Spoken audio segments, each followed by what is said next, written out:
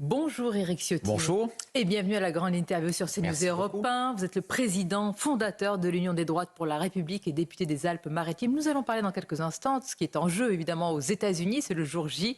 Mais tout d'abord, en France, nous avons assisté ces derniers jours, Éric Ciotti, à des faits de déchaînement de violence qui se sont enchaînés. Le meurtre de Nicolas, la fusillade à Poitiers, puis ce qui s'est passé hier matin dans le RER E à Ozoir-la-Ferrière avec des actes d'une grande sauvagerie. 2 individus ont été gravement blessés à la hache. Une rixe sur fond, semble-t-il, de rivalité entre bandes impliquant des mineurs. Comment vous qualifiez ce matin de tels faits?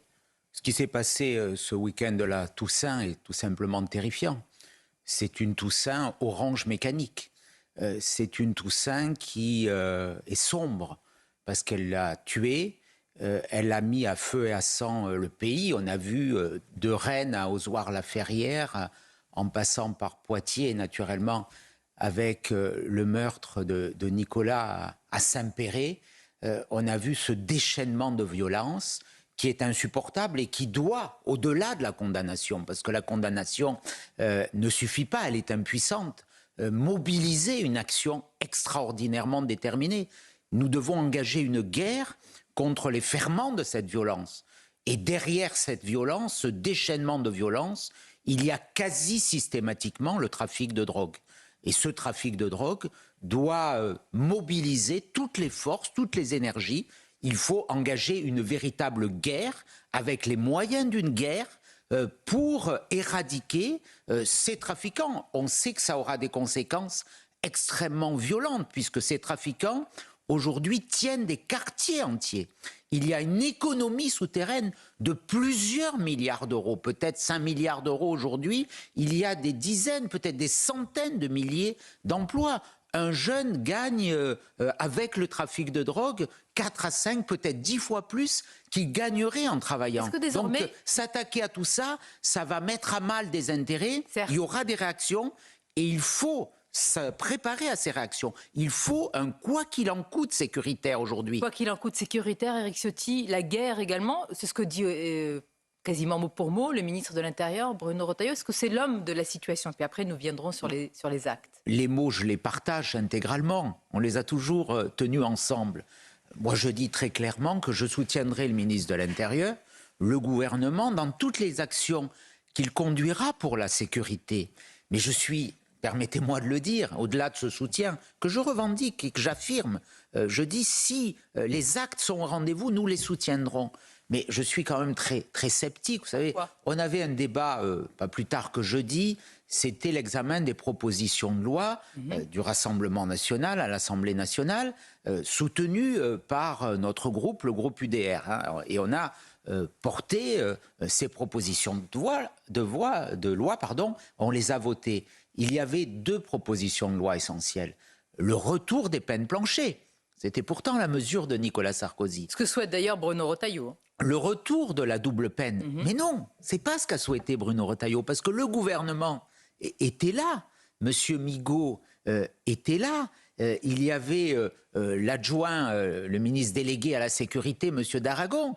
Au-delà des mots... Vous êtes en train de nous dire que c'est une autorité de façade bien qui sûr, est affichée. au-delà des mots, façade, pourquoi ils se sont opposés à ces 2 propositions de loi? On pouvait faire œuvre utile, on pouvait avancer.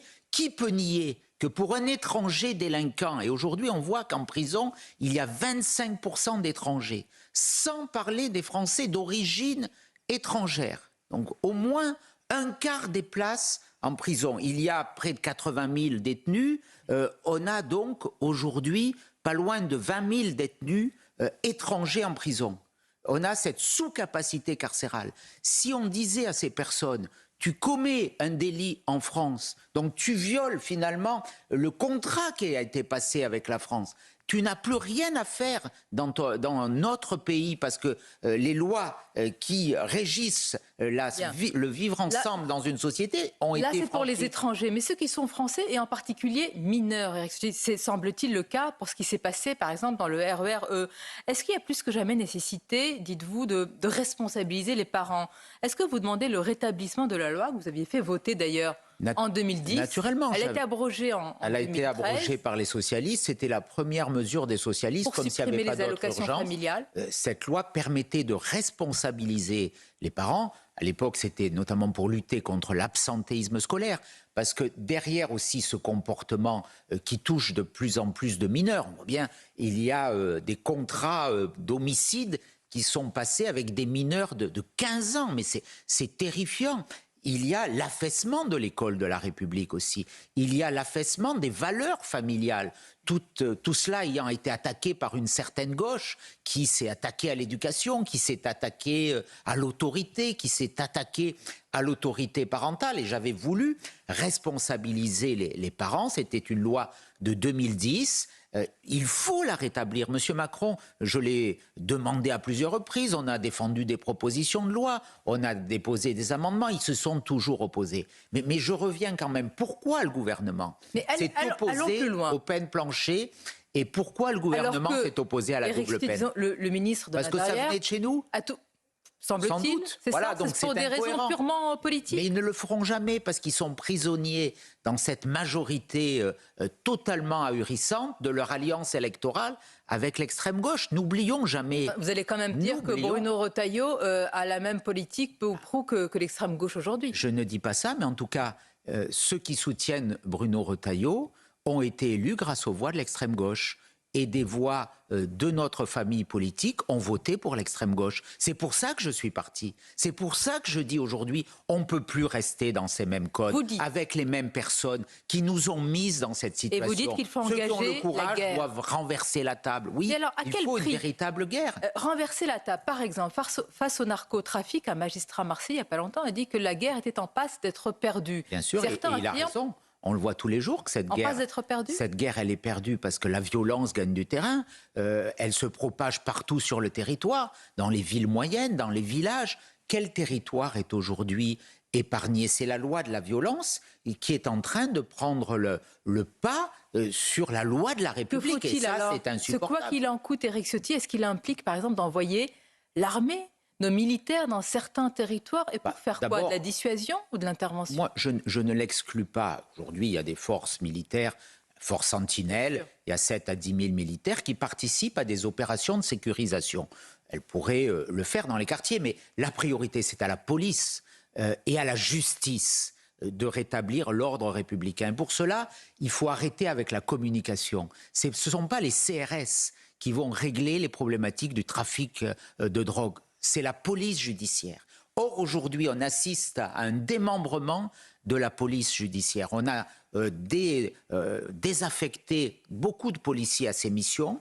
Il y a aussi, compte tenu de la difficulté de la tâche, beaucoup de policiers qui quittent les missions d'investigation. Donc, la priorité, c'est de rebâtir une grande filière d'investigation avec la police judiciaire au sommet de cette hiérarchie. Mobiliser les forces, les douanes, les services fiscaux, les sections de recherche de la gendarmerie, sous une autorité commune dans chaque département. C'est très exactement l'inverse qui a été fait par M. Darmanin. On a dilué la police judiciaire. Donc, ce qui permettra d'éradiquer le trafic de drogue, ce sont des enquêtes. Ensuite, il faut des places de prison, sur ce point, une réponse pénale, des structures pour les mineurs délinquants. J'entends, mais là, vous appelez à une refondation totale bien sûr. de la Maison France, autrement, police et justice. On va disparaître. Mais peut-être disparaître?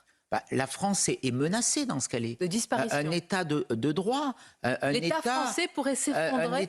Il peut s'effondrer. Il peut s'effondrer si la violence continue à gagner aujourd'hui des territoires, à gagner des parts de marché. On voit bien qu'il y a des autorités qui sont menacées. Il y a dans l'administration pénitentiaire beaucoup de surveillants qui sont menacés. Donc la mexicanisation, là, c'est un mot. Encore une fois, le constat, on peut le partager, mais quand on fait à répétition le même constat et qu'on n'agit pas, à un moment, on a une responsabilité. Allons sur les pistes. Donc Bruno Retailleau est là depuis peu de temps, donc je ne lui fais pas de procès d'intention. Mais sincèrement, quand je vois les votes que le gouvernement et la majorité qui le soutient émettent à l'Assemblée nationale, je suis très sceptique et c'est pas cette majorité qui nous sortira du chaos. Ceux qui nous sortiront du chaos, c'est cette alliance des droites que j'ai portée avec le Rassemblement national pour casser les codes, l'immobilisme, l'impuissance de ceux qui nous dirigent depuis 40 ans. Bruno Retailleau, qui sera ce vendredi à Marseille avec le garde des Sceaux, premier déplacement en commun. Hier, lors d'un séminaire gouvernemental, d'ailleurs, le Premier ministre Michel Barnier a appelé son équipe à la cohésion. Vous y croyez, cette cohésion? Elle est importante. Je ne la vois pas trop à l'Assemblée nationale. Mais la situation telle qu'elle est issue des élections législatives, ne pouvait conduire qu'à cela. Quand, je le redis, excusez-moi, mais quand on a une alliance avec l'extrême gauche et avec une partie des Républicains, parce que les Républicains, ceux qui ont de véritables convictions à droite, ils m'ont suivi. Mais quand il y a cette alliance tellement contradictoire, quand on appelle à voter pour des amis de M. Mélenchon, comme l'a fait M. Bertrand, ça ne peut conduire qu'à ce chaos. L'erreur est originelle pour vous. Mais il y a ce péché originel. Et pourtant, hier, pardonnez-moi, le Premier ministre, il s'est projeté sur 3 ans. Éric Ciotti, sur 3 ans. Vous savez, alors que parfois, on n'arrive pas à voir tous les gouvernements en ont fait. Mais encore une fois, moi, je ne fais pas de procès d'intention. S'il y a des bonnes mesures, et elles sont indispensables, elles sont urgentes, elles sont vitales pour notre pays en matière de sécurité, en matière d'immigration, je les soutiendrai. Mais pour l'instant, au-delà des mots, je ne vois rien venir. C'est un gouvernement, en tous les cas, qui a aussi une priorité, celle de faire adopter le budget, et les débats reprennent à l'Assemblée. C'est un festival fiscal auquel on risque, et on a déjà assisté hier à cette place. Éric Ciotti, c'est le ministre de l'économie qui affirmait que ce matraquage fiscal, que ce festival fiscal, il était engendré par l'extrême gauche et le RN, vos alliés. Il a raison. C'est la foire aux impôts. Il est organisé par l'extrême gauche du fait d'une absence totale de la majorité. Si vous regardez les bancs de l'Assemblée aujourd'hui, la majorité est très relative, enfin ce qu'on appelle le socle.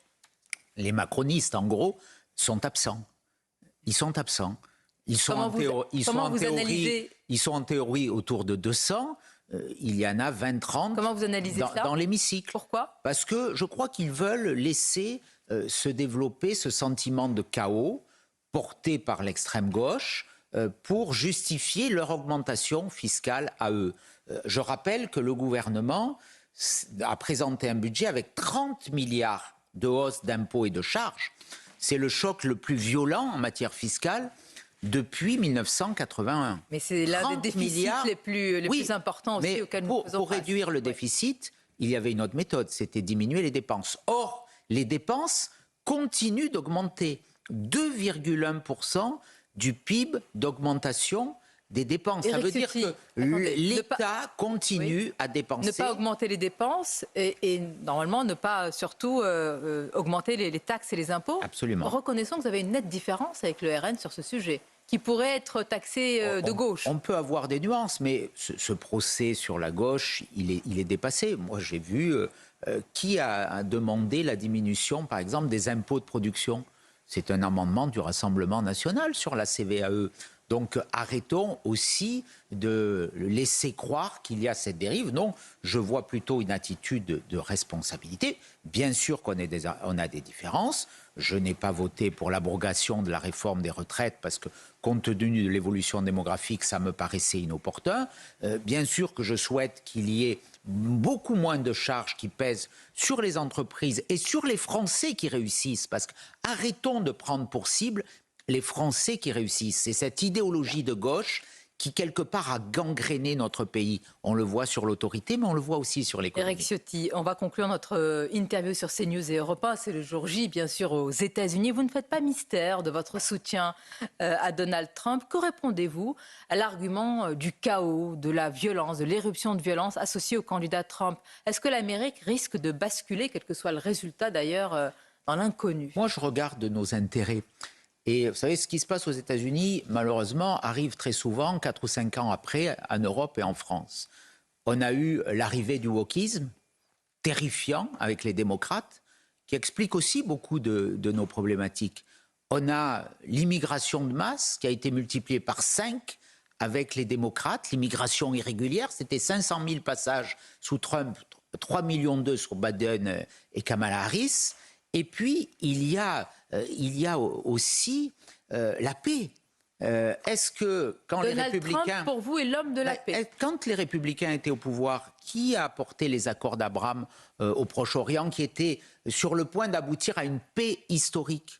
Qui s'est retiré de l'Afghanistan, si ce n'est Biden, envoyant un message terrifiant?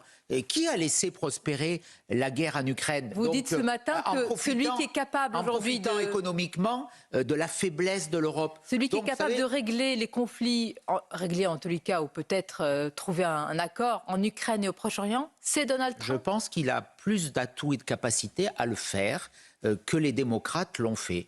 Voilà, il y a cette dérive aussi vers la gauche et l'ultra-gauche. Je ne suis pas de gauche, ça ne vous a pas échappé, donc je suis assez cohérent. Après, on peut apprécier ou pas la personnalité de Donald Trump. Il y a des codes aux États-Unis qui ne sont pas les nôtres. Il y a un spectacle qui n'est pas le nôtre. Mais sur le fond, je suis convaincu que les républicains et que la politique telle qu'elle avait été appliquée sous Donald Trump et qui pourrait être à nouveau appliquée demain serait plus profitable pour les équilibres économiques et diplomatiques et pour la paix dans le monde. Eh bien, c'est à suivre, puisque la nuit américaine est à vivre. Et j'assume mes positions. Il y en a qui les assument pas. On vous entend bien. Je les assume. Vous savez, je dis en liberté ce que je crois, ce que je pense. Merci, même si c'est contre le système. Vous étiez l'invité de la grande interview sur CNews et Europe 1. Et la nuit américaine est à vivre également sur nos deux antennes. Bonne journée et à bientôt.